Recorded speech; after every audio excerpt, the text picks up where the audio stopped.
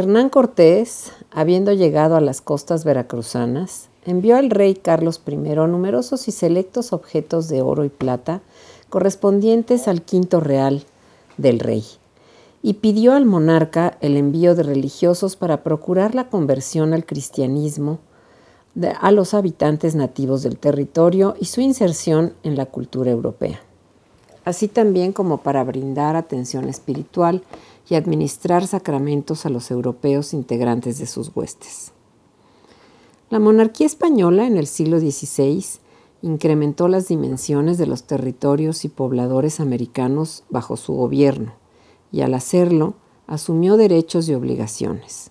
Los derechos y privilegios de los americanos asumidos como súbditos del monarca fueron quedando establecidos, inscritos en las leyes dictadas en los siglos XVI y XVII por los reyes pertenecientes a la Casa de Austria, así como en las que se expidieron por los Borbones en el siglo XVIII.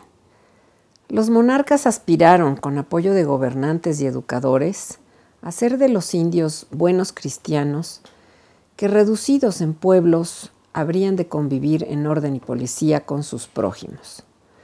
Los religiosos mendicantes, franciscanos, dominicos y agustinos, se distinguieron como maestros en estas primeras tareas educativas. La lectura de los textos de sus cronistas nos revela sus afanes, la diversidad de sus métodos pedagógicos y sus aciertos, también así los desaciertos entre los neófitos. Han sobrevivido también el paso del tiempo, representaciones pictóricas y recursos didácticos de su magisterio, tales como el catecismo atribuido, por ejemplo, al padre Pedro de Gante.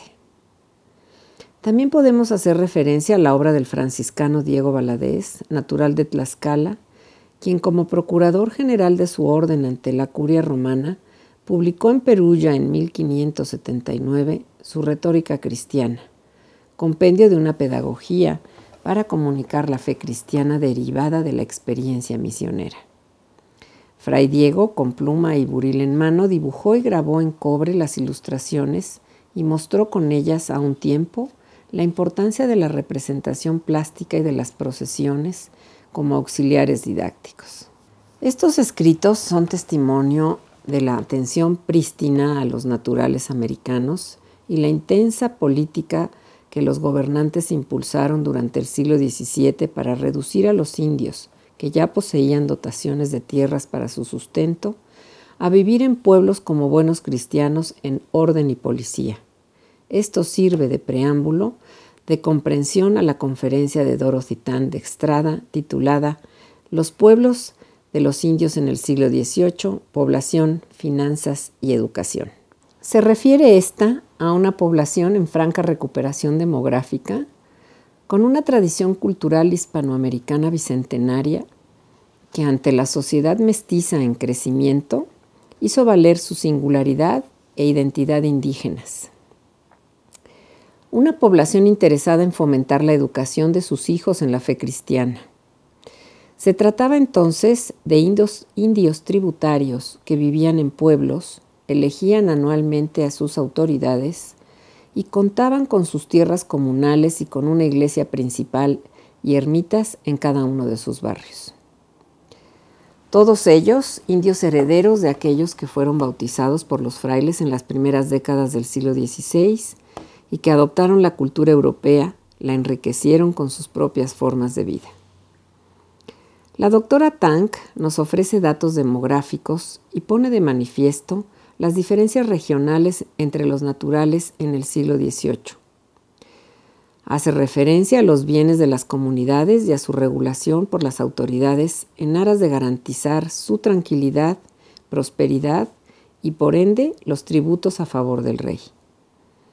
Dorothy Tang, como reconocida investigadora de la historia de la educación, ha dedicado sus trabajos recientes a dilucidar la instrucción básica en los pueblos de indios a fines del siglo XVIII y nos explica cómo había entonces, a finales del régimen virreinal, un considerable número de individuos que sabían leer y escribir. Después de escuchar a la doctora Tang, no les extrañará que durante los movimientos en pro de la independencia, tanto realistas como insurgentes, se valieran de hojas impresas para difundir sus propósitos entre los indígenas que entonces serían unos 3,5 millones. Deseamos que esta conferencia sea del agrado de ustedes. Muchas gracias. Dorothy Tang de Estrada es historiadora con licenciatura por el Trinity College en Washington. Tiene una maestría por la Universidad de California en Berkeley y un doctorado por el Colegio de México. Actualmente centra sus líneas de investigación en las finanzas, las elecciones, los símbolos políticos y la arquitectura civil de las casas de comunidad en los pueblos de indios del Virreinato. Recibió el Premio Antonio García Cubas por la mejor publicación en la categoría científica por el Atlas Ilustrado de los Pueblos de Indios, Nueva España, 1800. Es autora y coordinadora de Historia Mínima, la educación en México. Destacan también sus libros Independencia y Educación, Cultura Cívica, Educación Indígena y Literatura Infantil, y La Educación Ilustrada, 1786-1836, Educación Primaria en la Ciudad de México. Su libro Pueblos de Indios y Educación Colonial en México, 1750-1821, ha sido merecedor del Premio Howard F. Klein 2001 por la mejor obra en etnohistoria por la American Historical Association, del Premio de Historia Colonial Silvio Zavala, otorgado por el Instituto Panamericano de Geografía e Historia, y el Premio Antonio García Cubas, primer lugar por obra científica, del Instituto Nacional de Antropología e Historia.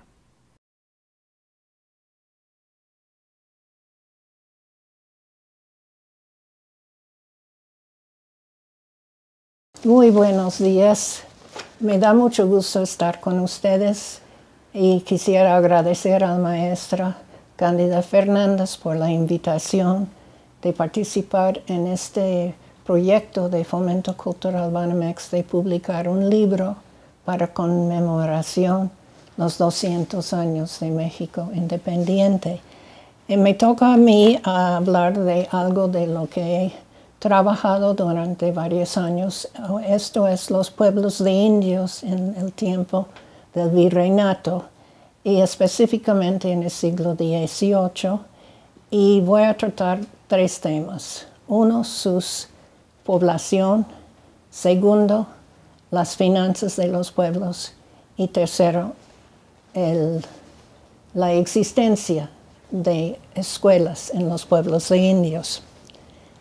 Después de la conquista en 1521, el gobierno virreinal primero fue reconociendo pueblos de indios en los lugares de gran número de indios. Por ejemplo, Xochimilco, Pátzcuaro y Tlaxcala. No se desplazó a los indígenas hacia las fronteras o a reservaciones, sino que además de las grandes ciudades indígenas, se fue identificando como pueblos de indios los lugares medianos y pequeños que cumplían con ciertos requisitos.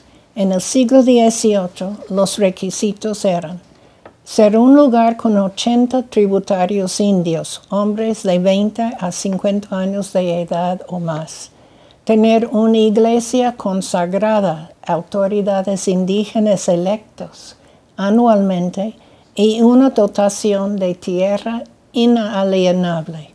Los indios conservaban el nombre original del pueblo, al cual se le agregaba el nombre de un santo, por ejemplo, San Juan Bautista Metepec o San Salvador Paracutín.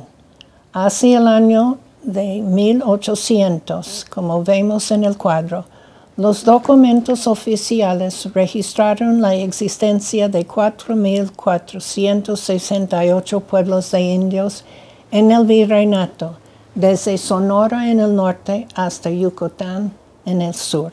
En esta pantalla tenemos la composición étnica de la población en 1810. Al final tenemos las sumas de españoles y criollos, indios y castas. Eso es mulatos y negros. Había casi 6 millones de habitantes. Los indios eran la mayoría, con más de 3,500,000.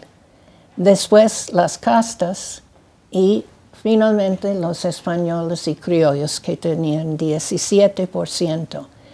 Entre las 12 intendencias. Llama la atención Durango, donde se ve que las castas eran la mayoría de la población. Tenía 55%, mientras los indios tenían 29% y los españoles tenían 20%. Había varios lugares donde las castas eran la mayoría. También hay otro cuadro en la presentación sobre los 14 pueblos de vecinos de color en Yucatán. Usando los 3 volúmenes de Ignacio Rubio Mañé publicados en 1972, que pude pedir prestado de la biblioteca del Colegio de México. Y en este sentido, creo que no solo yo, sino la mayoría de las personas que están presentando artículos en esta serie, tenía que escribirlos sin consultar archivos nuevos. Tenía que manejar lo que ya tenían y formar un nuevo artículo. En ese sentido, yo, con los libros de Rubio Mañé, pude ver que en Yucatán no usaron el término castas, usaban la palabra gente de color. Y había 14 pueblos que tuvieron, como se ve en la pantalla, una mayoría de población de gente de color. El segundo tema de mi artículo, después de el tema de la población, era enfocarlo sobre las finanzas de los pueblos de indios. En el cuadro 3 tenemos un estado financiero de los pueblos de indios. El cuadro muestra con claridad la manera en que el gobierno de España limitaba los gastos de los pueblos de indios. Quisieron que hubiera un sobrante cada año y lo lograron de cerca de 200,000 pesos. Entre 60 y 70% del dinero de los pueblos de indios, como se puede ver en el cuadro, quedaban como sobrantes. Por ley debe usarlo en tiempos de calamidad, pero en realidad el dinero fue enviado a España. El único gasto que podrían hacer los indios al final del siglo XVIII era para el maestro de escuela. Todo lo demás era sobrante que al final de cuentas llegaba a España. El siguiente cuadro muestra donativos, inversiones y préstamos de los pueblos de indios al gobierno de España. Está repartido en 3 pantallas porque hay mucha información que podemos ver. En el cuadro se puede ver el total de fondos que los pueblos de indios tuvieron que entregar al gobierno de España. Oaxaca tuvo que entregar la mayor cantidad de todas las intendencias. Vemos que era 780,552 pesos. Otras intendencias donde los indios tuvieron que entregar una cantidad grande era Pueblo y Michoacán.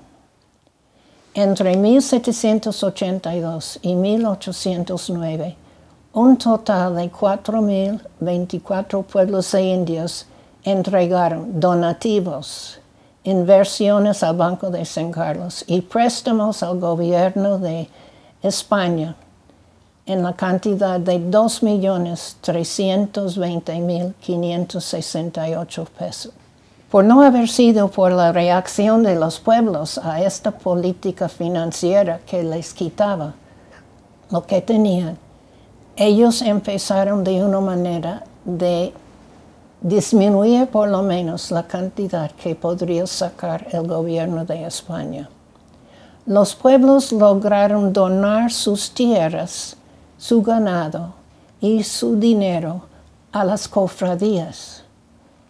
Y de ese modo lograron ponerlo fuera del alcance legal del gobierno de España, porque no Ahora sus bienes y sus tierras y sus fondos eran bienes de la iglesia. El tercer tema de mi artículo versa sobre la educación de los indios y específicamente sobre las escuelas de primeras letras establecidas durante el siglo XVIII. Primero eran los mandatos de los obispos a los pueblos a mediados del siglo XVIII. Mandaron mandatos a los párrocos para poner escuelas de primeras letras para los indios, para los niños. Pero después, en 1786, el gobierno virreinal tomó esta política en sus manos, en las ordenanzas de intendentes.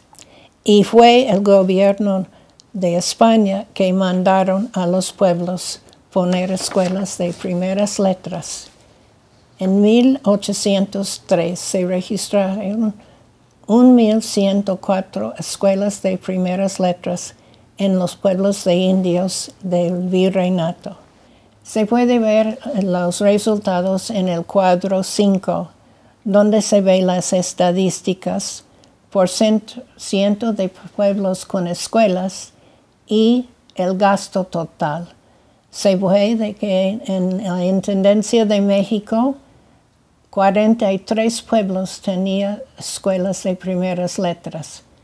Y México, los indios, 67% del dinero iba a sostener estas escuelas.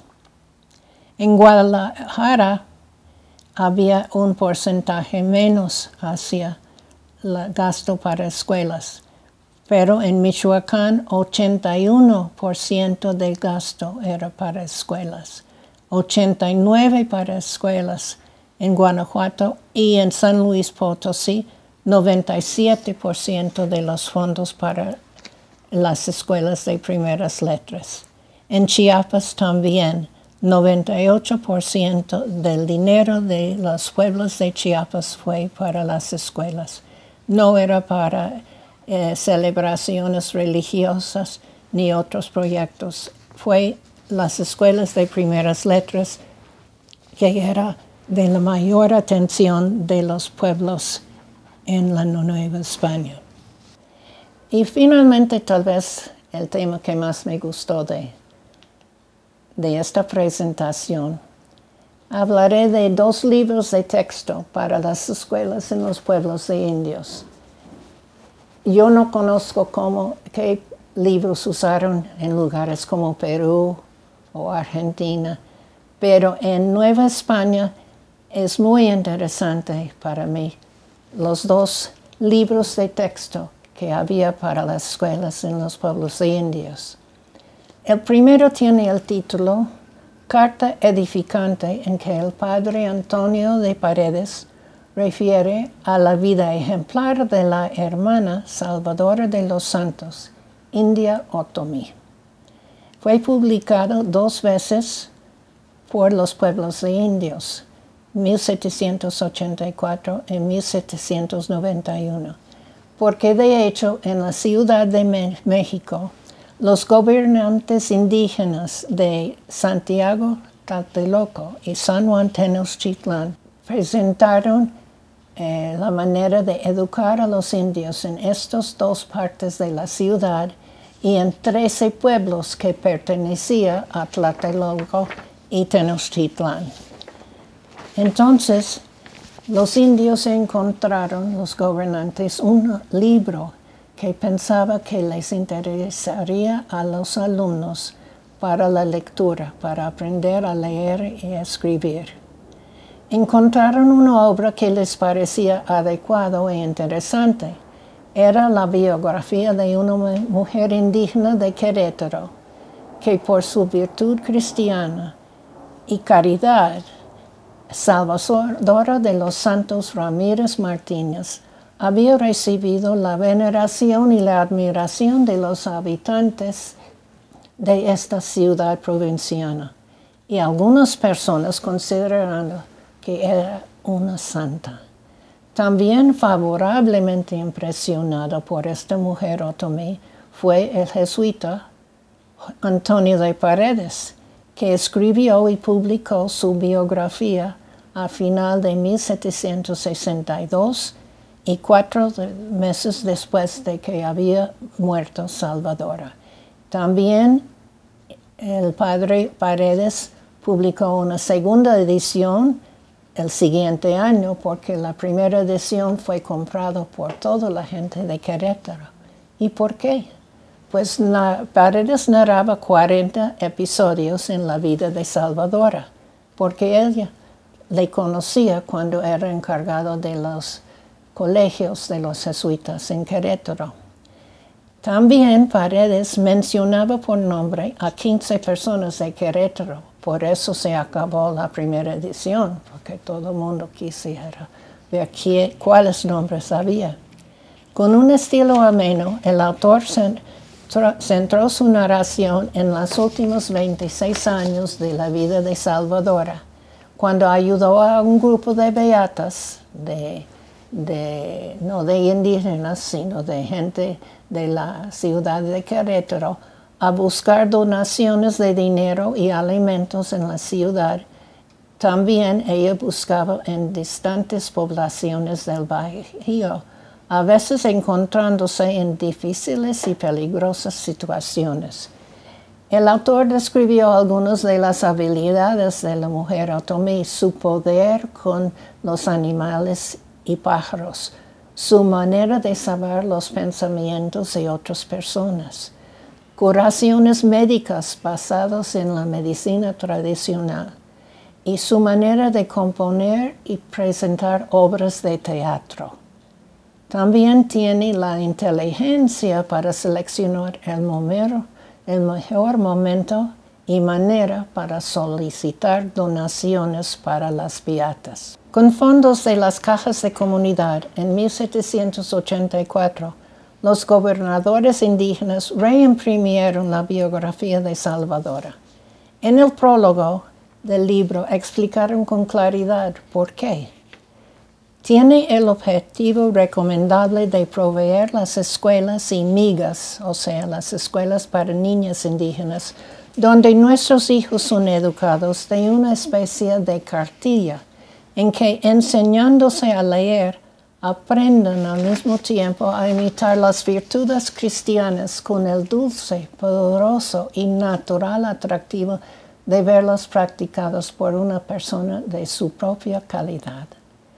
El autor describió 40 episodios ordinarios y extraordinarios de la vida de Salvadora, en los cuales aparecieron alrededor de 70 personajes, 15 de ellos conocidos en Querétaro, en la vida de Salvadora.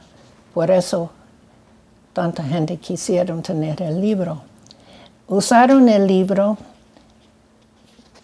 publicado por Tenochtitlan y Tlatelolco durante 37 años, hasta 1821.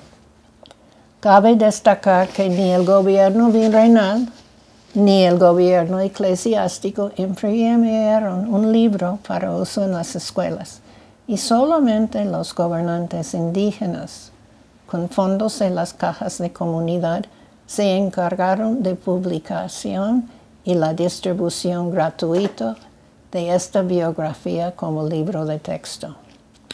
El segundo libro que trato en el artículo, Fábulas morales que para la provechosa recreación de los niños que cursan las escuelas de primeras letras, dispuso el bachiller don José Ignacio Basurto, libro publicado en 1802. En el pueblo de indios de Chamacuero, ahora Comonfort, en Guanajuato, el sacerdote diocesano José Ignacio Basurto, acostumbrado a contar fábulas a los niños del pueblo, varios de los muchachos que escucharon sus versos le rogaron ponerlas en letra de molde.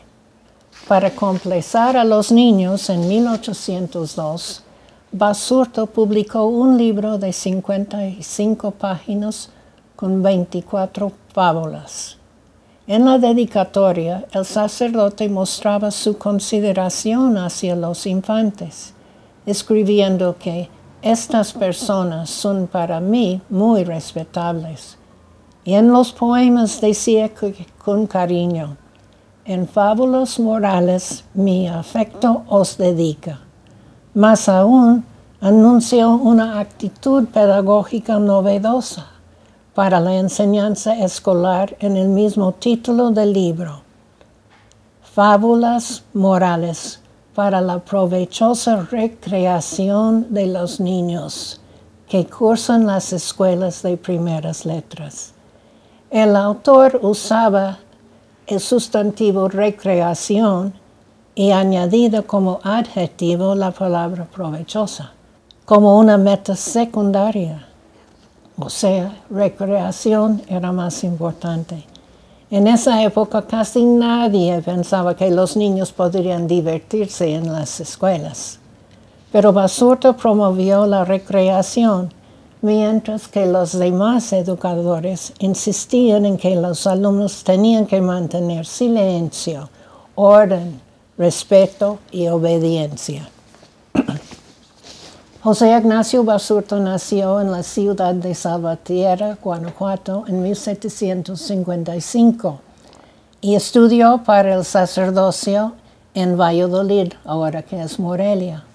Uno de sus compañeros era Miguel Hidalgo y Costilla, que también estudiaron juntos por 3 años en Valladolid. Después de ordenarse como sacerdotes, ambos fueron profesores en el Colegio de San Nicolás. Basurto salió de Valladolid para la parroquia de Chamacuero y siguió ahí 25 años, hasta 1805, cuando regresó como párroco de su ciudad natal de Salvatierra. Murió 5 años después, en enero de 1810. O sea, nunca vamos a saber si iba a unirse con su amigo Hidalgo o iba a no apoyarlo. Murió en enero de 1810 y su amigo Hidalgo y Costilla comenzó la lucha para la independencia en la primavera de ese mismo año. A diferencia de las fábulas clásicas de los españoles, pues Basurto no bajó a buscar textos de otros autores, sino que inventó, incorporando como protagonistas en los 24 poemas a los habitantes del campo mexicano, tales como la tejedora, el hortelano, el indio, el rústico, juntos con sabandijas, culebras, luciérnagas, sapos, grillos, caballos, palomas y las famosas hormigas fusileras o mieleras que solamente vivían en el Bajío. Recientemente se ha publicado una selección de los versos de Basurto en una forma ilustrada. Se llama Fábulas Mexicanas, de José Ignacio Basurto, adaptación de Rebeca Cerda y Norma Muñoz Ledo, revisión histórica de Dorothy Tang, ilustraciones preciosas, quisiera decir, de Teresa Martínez y la editorial de EDB de la Ciudad de México. El libro es de 80 páginas ilustrados y que se ha vendido hasta ahora casi 14,000 ejemplares. Muchas gracias.